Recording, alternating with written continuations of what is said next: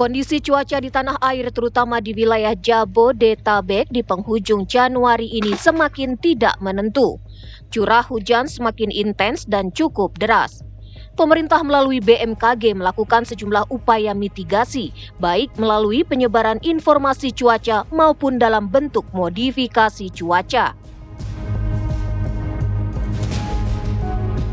BMKG menegaskan bahwa operasi modifikasi cuaca yang dilakukan di Indonesia merupakan upaya mitigasi bencana yang terukur dan berbasis sains.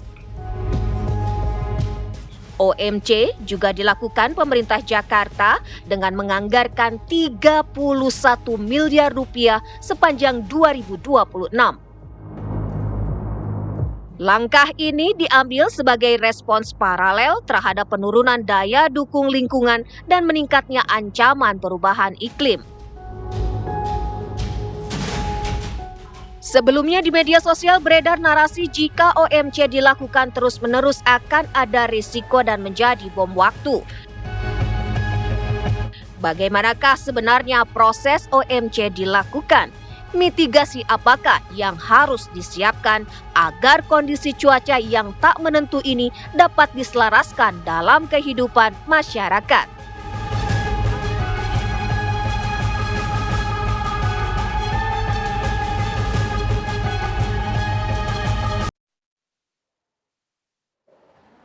Ya, pemirsa, yang kita ketahui bersama di penghujung bulan Januari ini, cuaca di Jakarta dan sekitarnya ini dalam kondisi yang tidak menentu. Tentunya dari pemerintah Provinsi Jakarta melalui BMKG melakukan berbagai upaya mitigasi.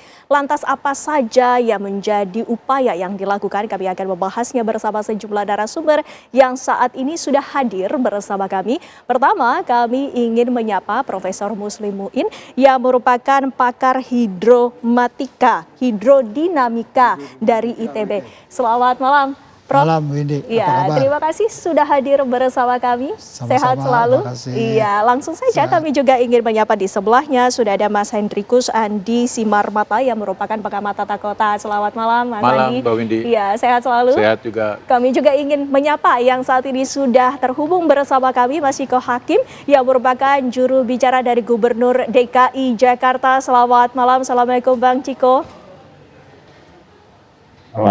Malam semua. Ya, kami juga ingin menyapa dari pihak BMKG, sudah ada Direktur Operasi Modifikasi Cuaca bersama Mas Budi Harsoyo. Selamat malam Mas Budi, sudah tersambung bersama kami. Selamat malam. Ya, tentunya ini menjadi perhatian khususnya untuk wilayah di DKI Jakarta dan sekitarnya dengan curah hujan yang tidak menentu. Saat ini kami ingin mengetahui Bang Ciko, boleh diberikan ataupun informasinya mengenai apa saja yang menjadi dampak dari cuaca yang tidak menentu yang terjadi di penghujung Januari ini, Bang Ciko? Yang pasti kan kita sudah mengalami cuaca ekstrim ini sepanjang tahun 2025, begitu juga di awal tahun 2026 ini. Dan ini bukan hanya terjadi di Jakarta atau di Indonesia, tapi terjadi di seluruh dunia. Bahkan pada weekend yang lalu di kota New York ada di atas 10 orang meninggal akibat cuaca ekstrim dingin, yang kemudian ada badai salju dan lain-lain. Jadi seluruh dunia sedang mengalami hal ini. Dan apa yang kita alami sekarang ini memang bukan berarti ini alasan bagi kemudian kita berlepas tangan atau tidak mengupayakan apa-apa terkait dengan mitigasinya. Salah satu dari mitigasi yang kita lakukan adalah melakukan operasi modifikasi cuaca. Tapi kan itu kita akui bahwa ini adalah suatu hal yang memang kita lakukan secara darurat, bukan yang akan kita lakukan terus-menerus. Artinya kan cuaca ekstrim ini hujan yang begitu lebat yang turun, dan tentunya ini kan juga ada akhirnya. Dan kita menunggu mudah-mudahan akhir daripada musim ini bisa datang dengan cepat sehingga kita juga bisa melakukan proses-proses normal untuk kemudian melakukan hal-hal yang terkait dengan pengendalian banjir untuk jangka menengah maupun jangka panjang. Dan itulah yang menjadi concern utama DKI Jakarta tentunya. Wilayah Jakarta ini sendiri, Bang Ciko, wilayah mana saja yang menjadi prioritas ataupun perhatian khusus dari pemerintah provinsi? Sekarang kalau kita bicara sebenarnya wilayahnya merata ya, tetapi tentu kalau kita bicara soal mana paling terdampak tentu kita bicara soal Jakarta Barat, kita bicara soal Jakarta Utara, sebagian di Jakarta Timur dan juga sebagian di Jakarta Selatan. Tetapi kembali lagi di tempat-tempat yang selama ini juga tidak tergenang begitu dahsyat atau begitu tinggi ketinggian airnya, itu juga tetap menjadi perhatian karena ini semua kan terkait dengan apa-apa yang memang sudah diwariskan dari puluhan tahun yang lalu, pembangunan yang begitu masif, tidak sepadannya pembangunan ini dengan pembangunan saluran atau drainase dan lain-lain, yang tentu kita ingin melihat ke depan dan mudah-mudahan dalam waktu dekat semua bisa kita lakukan terkait penanganan seperti ini dan pembangunan yang akan kita lakukan untuk pengendalian banjir itu sendiri. Jadi kalau bicara soal prioritas, semua menjadi prioritas, namun tentunya ada catatan khusus untuk daerah-daerah yang memang lebih rawan di barat dan utara. Baik, Mas Budi, boleh dipaparkan secara lebih rinci dari curah hujan yang bisa dikatakan telah terjadi beberapa waktu ini, apakah ini merupakan cuaca ekstrim ataupun ini merupakan anomali khusus yang memang jarang terjadi, Mas Budi?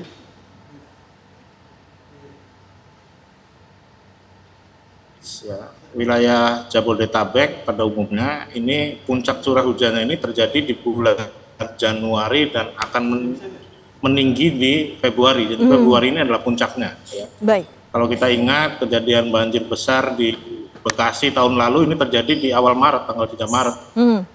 Jadi kurang lebih seperti itu, Mbak. Jadi memang potensinya saat ini sedang tinggi ya.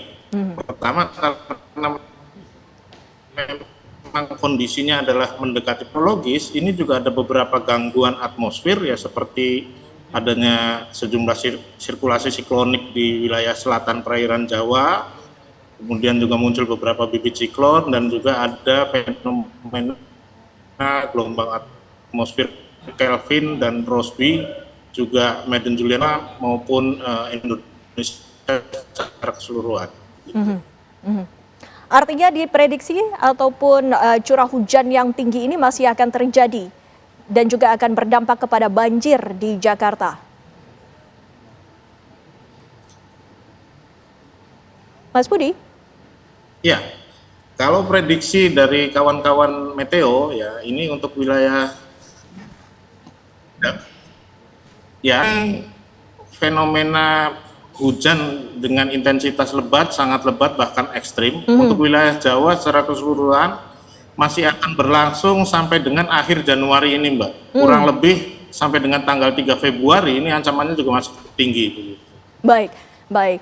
Prof, Muslim, ini kan menjadi catatan penting dengan adanya curah hujan yang bisa dikategorikan sebagai cuaca ekstrim ini. Dampaknya tidak main-main. Ada beberapa wilayah di Jakarta ini mengalami banjir, bahkan genangan yang sangat-sangat tinggi. Ini bisa diprediksi bagaimana sesungguhnya dari pakar hidrodinamika aliran air.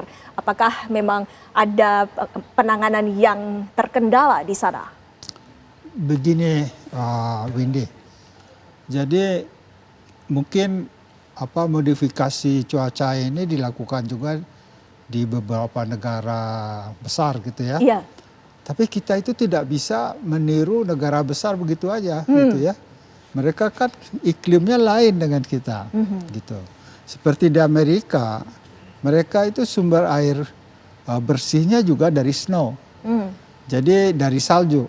Jadi kalau hujannya di misalnya di Jepang juga, kalau dia hujannya dijatuhin di laut, nggak begitu merubah sumber air bersihnya gitu. Tapi kita kan di Indonesia air bersih kita dari hujan. Iya. Kalau kita jatuhkan di laut, nanti musim kering kita air bersihnya dari mana? Snow kita nggak ada.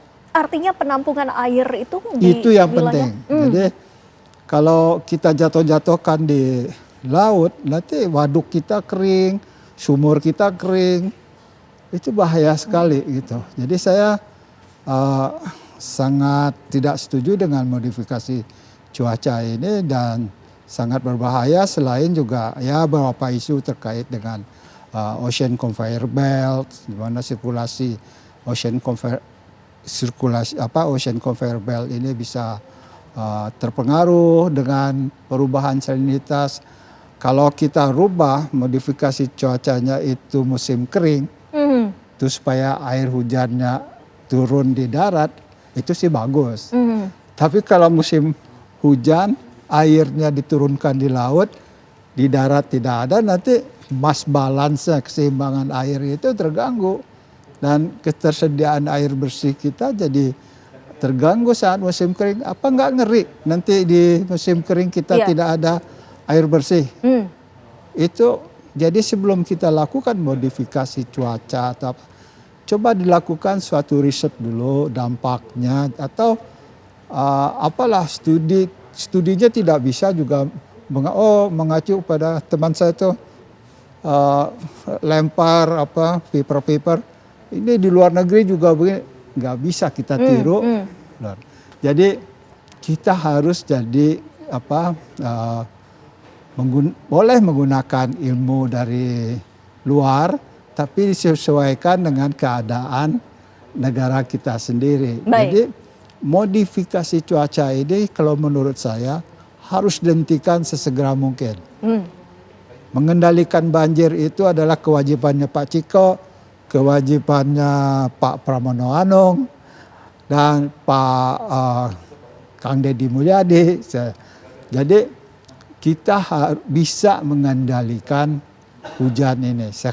Beberapa kali saya kasih contoh di Teluk Gong kan, 370 mili hujannya, sangat ekstrim, mungkin return period berapa tuh, 1000 tahun kali. Nah, Teluk Gong tidak banjir.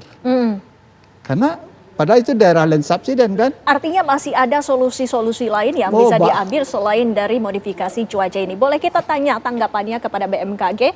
Mas Budi, bagaimana tanggapannya dengan adanya dampak secara jangka panjang dengan dilakukannya operasi modifikasi cuaca ini, Mas Budi?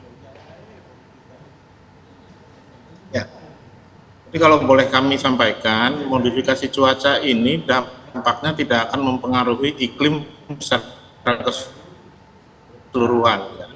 Karena yang semai itu hanya satu atau beberapa sel awan yang tumbuh pada saat itu. Begitu. Jadi kalau awan itu kemudian sudah disemai, kemudian dia meluruh, ya, apakah itu jatuhnya di lautan ataupun kita ganggu pertumbuhannya di daratan, begitu sel awan itu kemudian pertumbuhannya menjadi meluruh dan hilang, maka akan sel awan yang berikutnya itu tidak akan berpengaruh lagi, begitu. Apalagi mempengaruhi cuaca di esok hari, begitu. Baik, Pak Sandi, jika Anda melihat dengan adanya cuaca ekstrim belakangan ini, apakah tata kota dari Jakarta dan wilayah sekitarnya ini tidak mampu untuk menampung cuaca yang begitu tidak normal dibandingkan biasanya? Nanti dijawab setelah jeda. Kami masih akan kembali pemirsa usai jeda. Tetap di Apa Kabar Indonesia Malam.